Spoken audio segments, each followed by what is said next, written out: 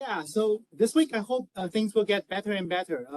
The course format, everything else. So I asked my TA to borrow the microphone. So I hope that you guys can hear me clearer now, even if you are sitting at the backside. And I think content-wise, things are also getting more and more interesting. So I hope you guys can enjoy about it. Okay, so let's quickly wrap up chapter 3, and then we can move on to the next chapter, chapter 4, which will be quite complicated in terms of the content, the changes comparing to the previous versions. So in chapter 3, what were we learning? So first, last week, we first quickly go through chapter 2. We were talking about some properties about futures as a contract. And then in chapter 3, we started talking about how we can use futures to help us construct some very simple, naive, but also straightforward hedging strategy. We first begin with some of the most obvious examples where the underlying that you are trying to hedge for, and also the instrument that you are also using, the futures that you are using, happen to be on the same products. Some of you guys got confused when I mentioned that we need to close out before the maturity, and then we still conduct the trade that we want to do. Like for example, if we want to buy, we loan long futures, but then we close out before the maturity, but then we still buy it on the spot market. Some people got confused. Most of the reason why we are doing so is because later on we are going to discuss about situation where we're using different products. But in reality, even if people are doing a hedge for exactly the same underlying, still they try to close out before maturity for some very good reasons, because it's quite tedious to really let the delivery happen. And then we move on to the idea about the basis point, the basis risk. This is a way how we can mathematically, not rigorously, but mathematically formalize what we are doing in this chapter.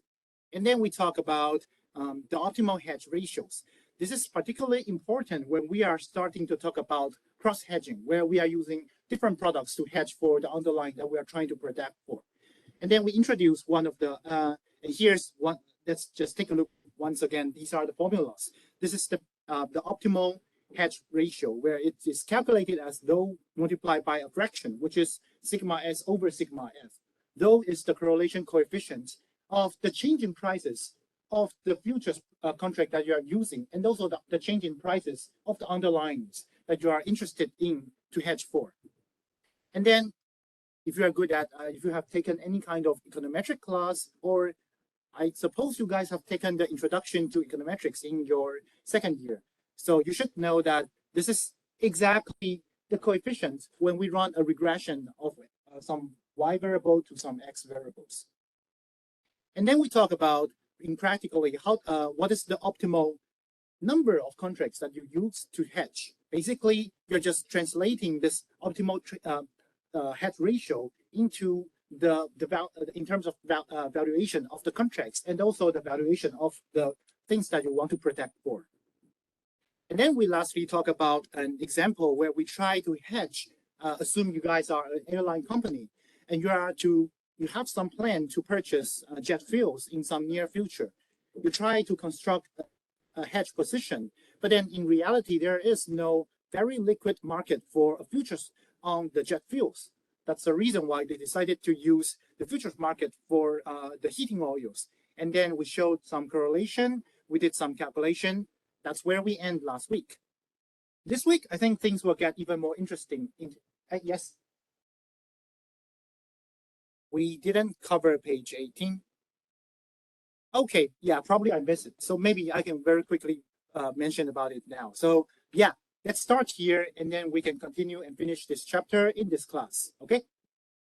So basically what it means is that now you know what is the optimal hedge ratio in terms of a unit of the contracts, of the futures contract, towards the opposite. In terms of the unit of the things that you want to hedge for over the unit of the contracts of the futures. But what is that unit? The unit is basically a dollar unit. But in reality, when you are to construct some kind of strategy, you need to have a better idea about how many contracts you are going to buy, how many contracts you are going to short. So basically, what is that answer to? How do we come up with that number? Basically, you just multiply this hedge ratio, optimal hedge ratio, by the dollar value of the size of the position that you want to hedge. This is the things that you are interested in to protect for, over the dollar value of the dollar value of the futures contract of each contract. So that is quite straightforward. We're just trying to translate this optimal hedging ratio to an optimal number of contracts that we need to long or short. That's basically what we were doing here. Before we move on to the example, there's also something that I can mention over here, this slide over here. So what is this slide about?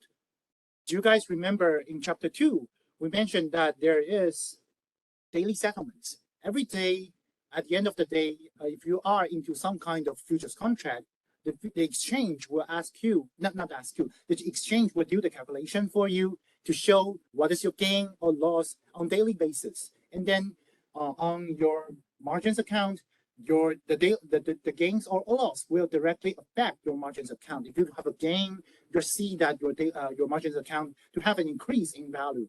On the other way, if you have a decrease in value, if you have a loss, according to the contracts that you are into, then you will have some value deducted from your margins accounts. So what is this slide about? So now you know that daily settlement exists in futures. So, but then in this example, what we are talking about is a monthly change in prices of the contracts and also on the things that you on the product that you want to protect for. So in reality, you can also do this kind of changing in your daily rebalancing on a daily basis. What do I mean? Basically, after each day, you can first calculate the daily change of the price and also calculate the daily change of the price. It's the standard deviation accordingly. Then you can also calculate the correlation coefficients accordingly. Then at the end, you can also form a daily optimal hedge ratio on daily basis. That's perfectly doable. But in reality, very few people do this simply because daily changes of products doesn't change that much. So yeah, in practice, very few people do these kind of protections. The reason why is because whenever you are into some kind of trades, there will be some trivial, non-trivial trading costs. So it's probably not a good idea to do a rebalancing every day, even though theoretically you think that rebalancing might sound good because you are staying at the optimum value, optimum point of your hedging positions. But still, yeah, people just do it either like what we mentioned over here, we do hedge and forget strategies, or people basically they do look at their frequencies of their trades or the frequencies of their reports, quarterly reports, annual reports, to do a hedge at that kind of frequencies. Okay. Do you guys have any questions so far? If no, then let's go into this very fun, interesting examples. The reason why I said this example is very interesting is because this is a very typical type of trades that people when they are doing any kind of investments, a lot of especially institutional investors do this kind of hedgings. And also in previous examples, even though we did some calculation exercise, it's probably not so obvious to you like what is the effect of that hedge. But now when we are talking about a real like stock index investments, it's easier for us to simulate or formalize different kind of scenarios afterwards. I'll show you guys how later on. And this part will use some of your knowledge in your investment class, especially your knowledge in CAPM, CAPM, the capital asset pricing model. We will be talking about how things changes, the future scenarios according to the CAPM. So here, what is the things that we are investing in and what is the instrument that we are using? So people usually make some kind of investment. They can, to form your portfolio, it could be any kind of stock portfolios or even like bound portfolios or any kind of underlines that you're interested in investing. So for now, assume that you guys have some portfolios. You want to hedge it, you want to hold it for some periods, but you are afraid of any kind of price fluctuations to your portfolio. What may be the thing, what may be a way that you can try to hedge your portfolio? one thing that very commonly used is the stock index futures. So what are stock index futures? Stock index futures are futures where the underlines are basically just stock index themselves. At the beginning, I think in chapter 2, I mentioned that most of the futures are on physical commodities, but some are on financial assets, for example, like these kind of stock indexes. So when we are talking about stock index futures, things are so much easier. There is no like tedious deliveries because everything is just settled in dollar. And also how it is calculated is very obvious. Usually it's some kind of dollar value multiplied by exactly the level of the index. For example, here we can see that there are actually, so for this one, this is the mini S&P 500. So this is mini S&P 500 futures. This is a futures product on the S&P index. It's called mini because the futures contract, the dollar value of the futures contract is on $50 multiplied by the index levels. For example, if the index level is 400, then yeah, that's pretty much around what is what it is now. If it's 400 right now, then basically mini S&P 500, each contract is worth 400 multiplied by 15, that's $20,000. So now we can see that things are decreasing nowadays. I think it's around 390, the S&P 500 levels. So that's basically how a stock index futures is calculated. Usually it's defined on the index, and then there's a dollar value multiplied by the index levels. The reason why it's called mini S&P 500 is because there's an even more commonly used S&P 500 futures, which is it basically just take off this mini word, and then it is defined as $250 multiplied by the S&P 500 index.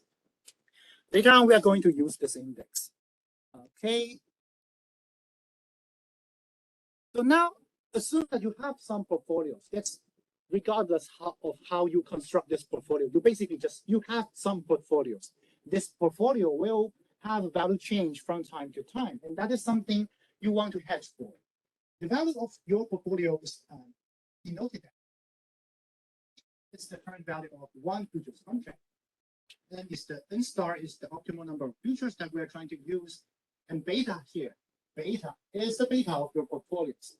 Assume that you construct some kind of portfolio. If it's no matter how you construct it, you can always come up with the value of the beta value of your portfolios.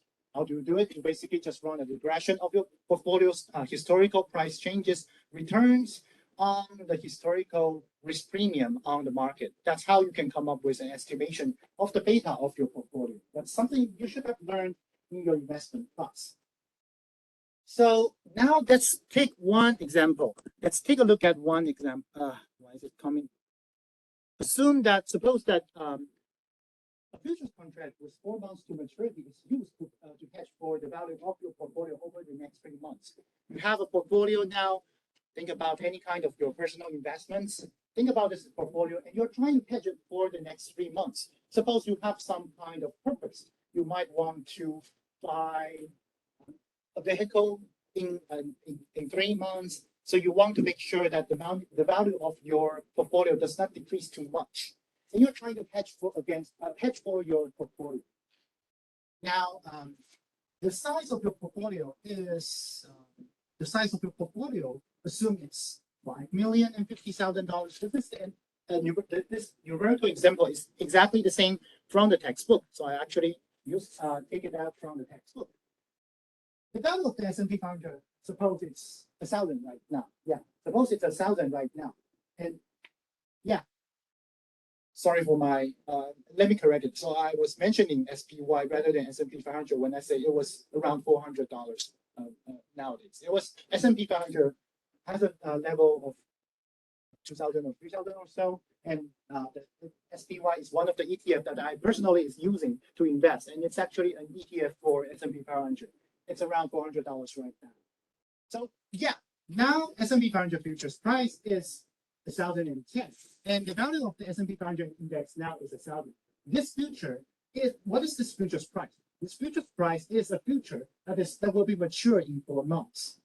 The price of this future right now is 1,010. That is basically have a portfolio now, and you're trying to use this instrument to construct your hedging portfolio, to construct your hedging strategy. Now assume that we also provide additional information. Assume that risk-free rate is 4% per annum. The dividend yield on the index meaning the S&P 500 index. The dividend yield, say, assume that it was 1%, and then the beta of the portfolio is actually 1.5. Why do we need a beta estimation? That is how you can have some kind of forecast what your portfolio would be like comparing to the market in a relatively near future. So how do we do the calculation first? So first, we need to come up with the H star. What is the H star over here? We know that H star is happen to be exactly the beta coefficients of your portfolio. Why was that the case? Because beta is actually, if you understand how beta is calculated, like I mentioned, it was calculated as if you run a regression of your historical return on the market risk premiums. Basically, that happened to be exactly the same calculation of the standard deviation of your portfolio over the standard deviation over the market risk premium multiplied by its correlation coefficients. So here, beta is exactly the optimum hedge ratio that we are looking for. Keep coming back. So if we follow the formula to come up with an estimation, what is the optimum number of contracts that we are to use? We can just plug in a beta over here. This is your portfolio, the value of your portfolio, which is actually $5,050,000. What is QM? That is the dollar value of each contract that people are using. What is the contract? So how do we do the calculation? Basically, plug in 1.5 over here, plug in 5,000 and 5,050,000 over here. Why is each contract $200,000 and $500? It is because now the future price is actually 1,010, and then let's multiply it by 250. Like I mentioned, one futures contract for this S&P 500 index is actually $250 times the index. So 250 multiplied by 1,010, that is 252. And if you round it the numbers, you get an estimation of 30 contracts. What does it mean? So you are holding a portfolio which has actually a positive beta, which means that it will most likely positively correlate with the market. Now, what are we going to do now? One thing you can do is actually short 30 contracts of this S&P 500 futures contract.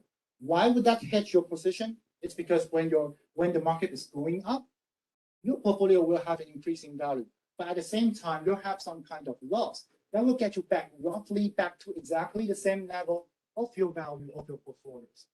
On the other way, when the market is tanking, when the market goes really down, most likely your portfolio will have a very huge decrease in value because you have a very high value of beta.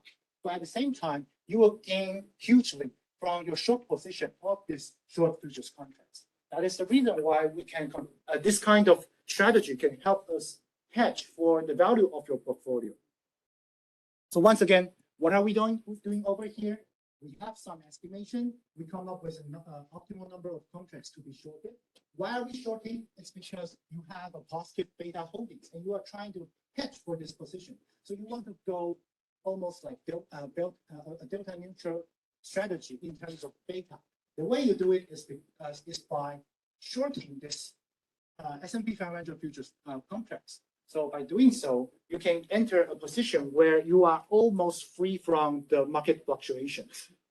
Does that make sense? Any questions so far? Okay. What's going on? So now let's take a look at one scenario. This is a hypothetical scenario. It's like our imagination what the world may be like in 3 months. Suppose that, let's imagine a situation like exactly what I mentioned. The market is going down. Suppose that the index turns out to be 900 in 3 months. Now it goes from 1,000 to 900. The market decreased by 10%. And then at the same time, suppose that the futures price is 902. So now you can see that the basis has shrunk, but then still it's still slightly above.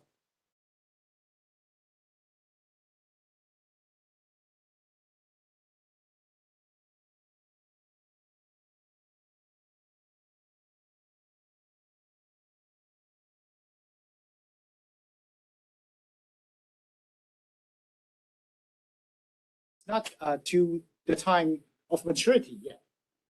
So now these are just the settings of our scenario.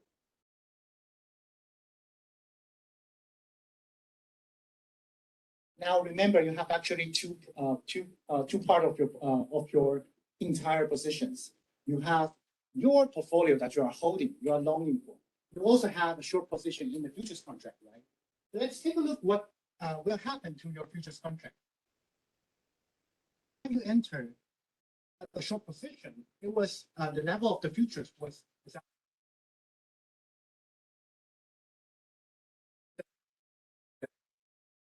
that was the time when you close your position. Any number of your contracts, what do you have? You have 30 short contracts. So 30 multiplied by 1010 minus 902 multiplied by 250. So actually you have a gain of $810,000 according to your short positions. But at the same time, you know that the market is going down. So what could be one of the outcomes of your portfolio? If we just so the way how people can estimate the value of your portfolio is by making some kind of assumption for the models that you are following for. Assume that the model that we are following for is exactly the very naive, straightforward CAPM, capital asset pricing models. How do we apply capital asset pricing models? I think everyone should know how we can use capital asset pricing models, but now that's still just try it once again. What is the capital asset pricing model?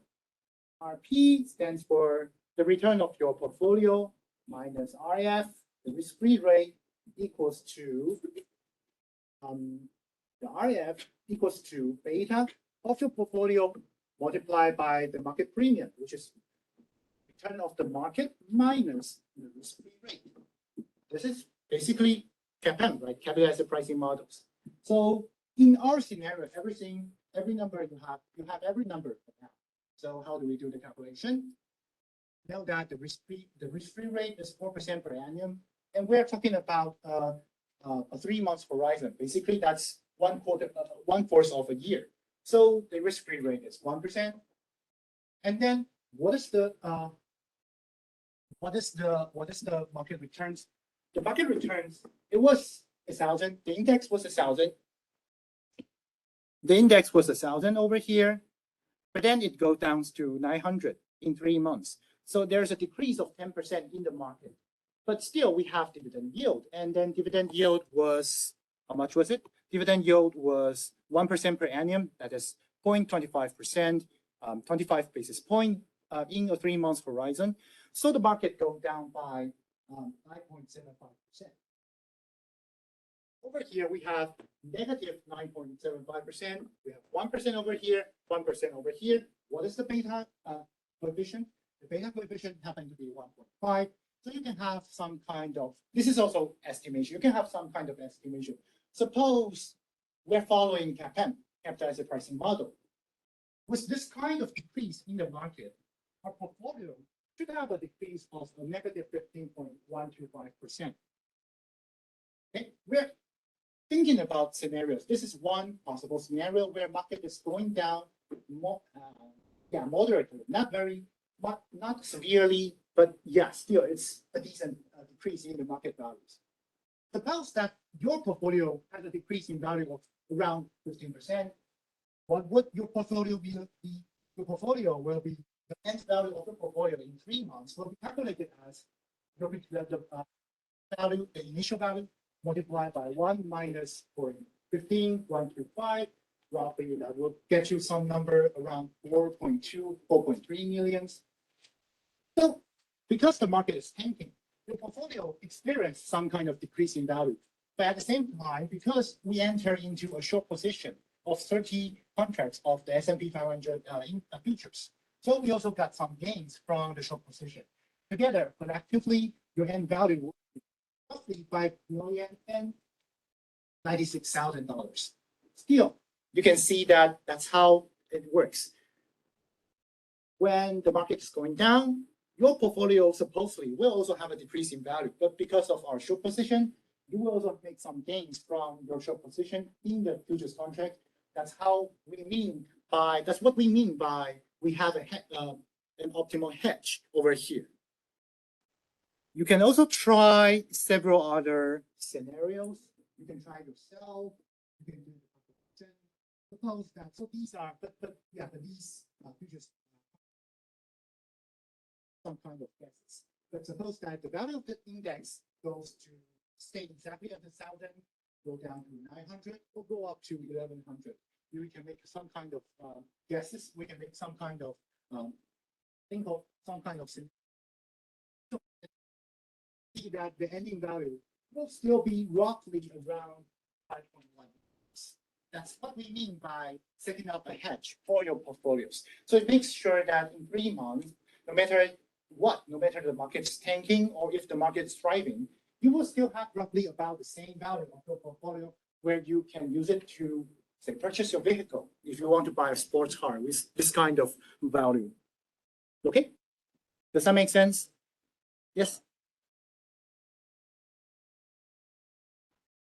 So that's basically the definition. Like for here, if you take a look at mini S&P 500, that is one type of contract that is defined on S&P 500, but this product is called mini S&P 500, and under the contract, it is written that people who long or short this mini S&P 500, the contract size is on $50 multiplied by index. And here what we are using is not the mini S&P 500, it's the S&P 500 futures. This is defined as $250 multiplied by the index. Okay, and if we take a look at, say, the mini Dow Jones industry, the DJIA, this is defined as $5 times the index. The index is the level of the DJIA at that time period. Make sense? And then the futures has its price, but then by the time you close out, you also by the time you enters, you will see one price. By the time you close out, you'll see another price. And the way you calculate your gains or losses is based on the price differentials multiplied by $5 for DJI over here, multiplied by $50 for mini S&P 500, or multiplied by 250 if we are using the S&P 500 futures contract.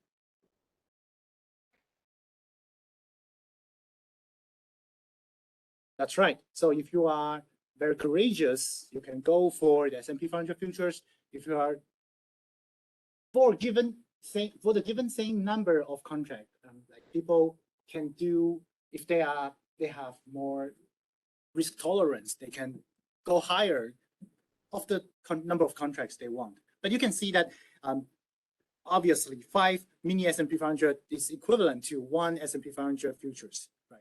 So yeah, that's basically, you can just think of them as different products, different futures products. Okay. Any questions so far? Okay. I was hoping that some people ask me, but yeah, it's okay. So I suppose that, so why people may also ask, if we want just basically to have a portfolio that stays about the same value, why don't we just buy risk-free rates? Why don't we just buy treasury bills? Then basically that will guarantee us about the same level, but still have a slightly increase in the value at the end of 3 months. Suppose that the risk here, according to our exact same setting, the risk-free rate was 4%, so it was 1% for a 4 months horizon. For a 3 months horizon.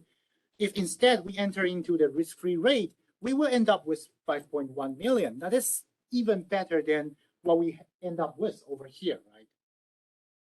So what is the good part to have a beta neutral position? Does anyone want to have a guess? So here, what we're doing is we're canceling out exactly the same market risk, right? Because if the market goes up, our position will goes down. If market goes down, our position will go up. So it will, the way we construct it is to perfectly cancel out all the fluctuations. So what we're doing here is we're canceling out, we are erasing the market risk. So think about what is the scenario that you will benefit from clearing out all the market risk, but at the same time, you still want to do better than the risk-free rate. Does anyone want to have a guess? Think about, yes.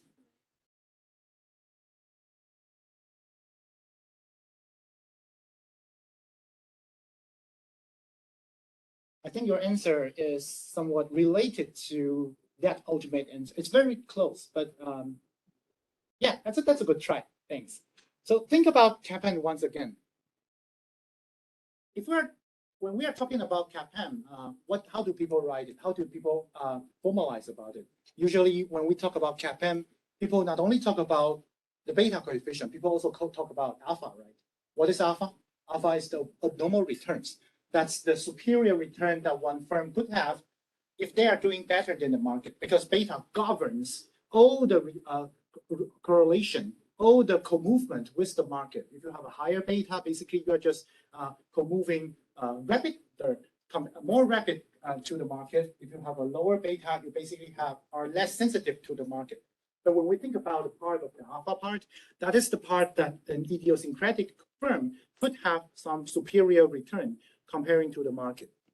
Essentially, what I'm mentioning here is that the benefit of hedging a portfolio using a futures contract or using an index futures contract is that you are any people who are interested in doing this kind of hedge is because one is very confident about his stock picking abilities.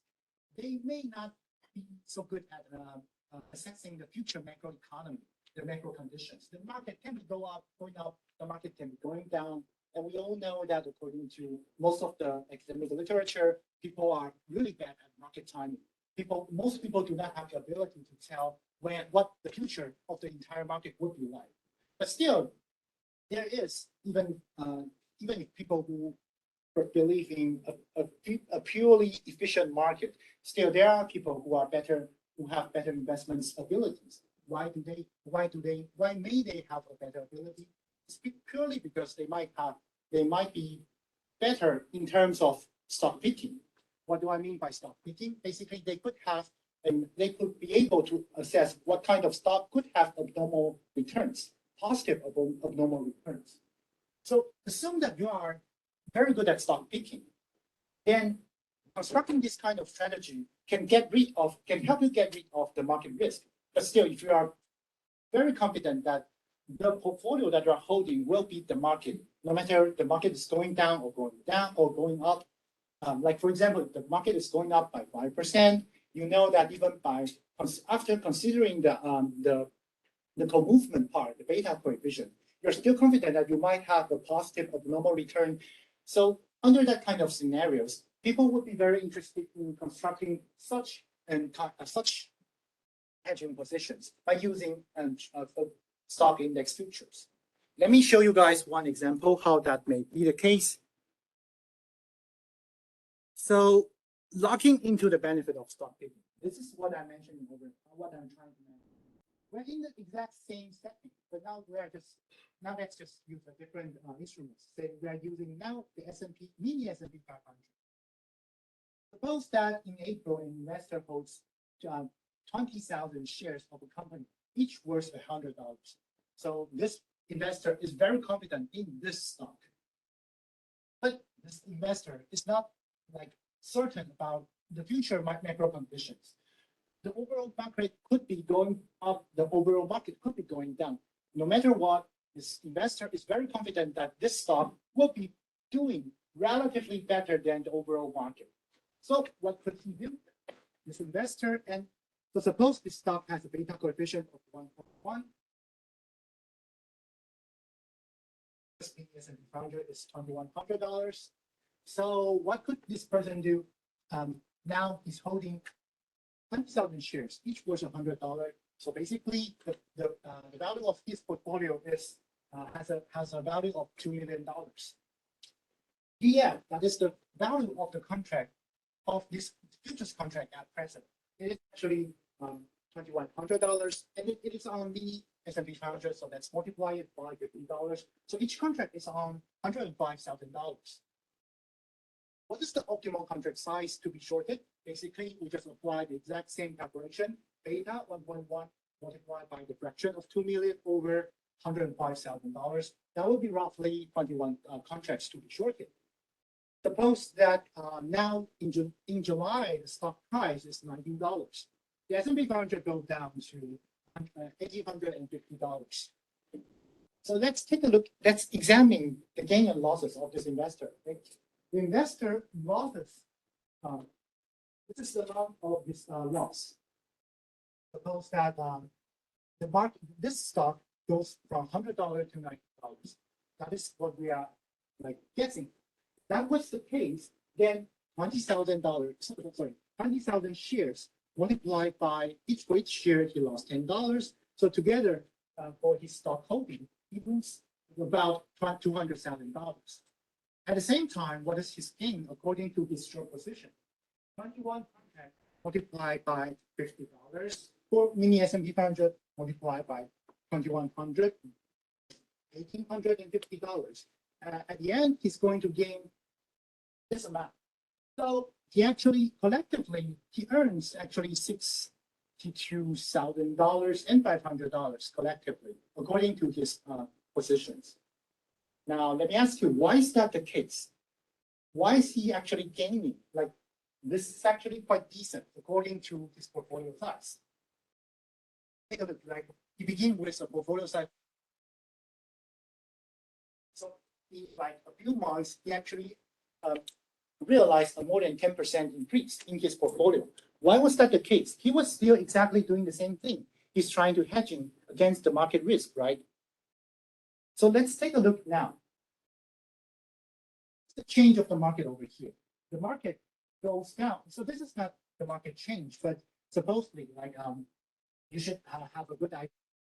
The S&P 500 level should be relatively similar to this change in the futures price. The futures price decreased by $250 divided by 2,000. That was something larger than 10%. The market decreased roughly more than 10%. And then even though this person has a beta of 1.1, at the end, this stock decreased less than 10%, about 10%. So that was not the case if you are just purely forecasting the stock change according to beta. So the only reason why the stock only decreased by 10% while the market decreased more than 10% is because it actually has a positive alpha. It has relatively positive abnormal returns. And that is also what we mean by locking into the benefit of stock picking.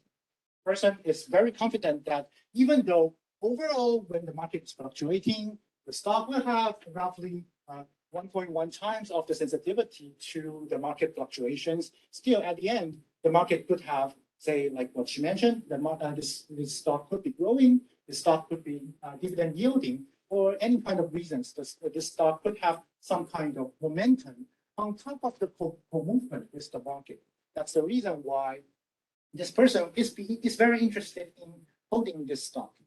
And that is also what we mentioned over here. Even if we perfectly cancel out all the market movement, still the stock would do better comparing to the others. That is what we mean by the ability of stock picking. Does that make sense? Anyone has any questions so far? Okay, cool. So yeah, that is the idea over here. By doing this kind of hedge, you can hedge away the market risk because the instrument that we're using is essentially a futures contract on the market itself. But at the end of the day, the stock could do relatively better than the market or relatively worse than the market because CAPM only governs the part that could move with the market, but there are still some other idiosyncratic components that is related to the company itself. So even if we perfectly cancel out all the market risk. If one is very confident in his stock picking ability, he could still construct this kind of portfolio to get away the risk of the market, but at the same time still enjoy the performance of his stock picking ability. Okay, so that's what we are talking about over here. Yes. Profit from the contract is from the market instead of from the stock. Mhm. Stock is decreasing. In the market, short position is helping. So Mhm. I'm not very sure about why this explains the stock decrease. I see. So yeah, that's a very good question. So empirically, people say that CAPM is actually a quite good model because the market risk component, the market factor, can explain like roughly on top of all the idiosyncratic component, the market empirically people say that the market risk can actually explain the like roughly 60% of the variations of those explainable price changes. So why am I talking about here over here? So the reason why is because you can actually understand it in a different way. So even though the market is going down, you might think that he's gaining a lot from this component, but this is actually something comparable in terms of purely comparable. Just the fact is that he's actually losing less than what he should be if you are perfectly following the CAPM. Suppose the stock has exactly zero alpha. Then what would happen is that suppose, yeah, that's what is this number? That's about 11% or 12%, about 11.2%. Then with a beta of 1.1, this stock should decrease by roughly 12 to 13%. So he should have realized the loss that's much higher than this $20,000, $200,000. But in reality, the reason why he's only realizing a relatively lower loss is because the alpha part cancel out some of the decrease in the market. It's almost impossible that empirically that a stock could have an alpha that exactly turn around all the market co-movement components. The market co-movement part can explain most of the variations of the stocks on the market. So still, when the market is going down with such a beta value, according to its sensitivity, the stock should also be going down, but it's going down relatively less than what it should be, according to CAPM. So according to the efficient market and also the CAPM. So that's what I'm mentioning over here, the part of his stock picking ability. It's making this stock performing worse than it should be according to the model. That's what I'm trying to say over here. Okay. Any questions? Okay, yeah, that's almost the end. So yeah, changing beta. So one thing people can do is, like we said over here, we are purely canceling out all the beta, all the market co-movements. But practically speaking, you can do it like all kind of ways. You don't have to perfectly cancel out all the market co-movements. You can just, sometimes people just want to lower down the loadings on the market. Like we said over here, this is the previous example.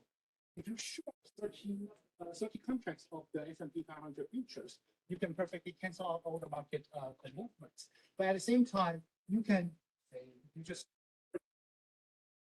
then it will actually let your beta go from 1.5, which was your initial point, to actually 0.75.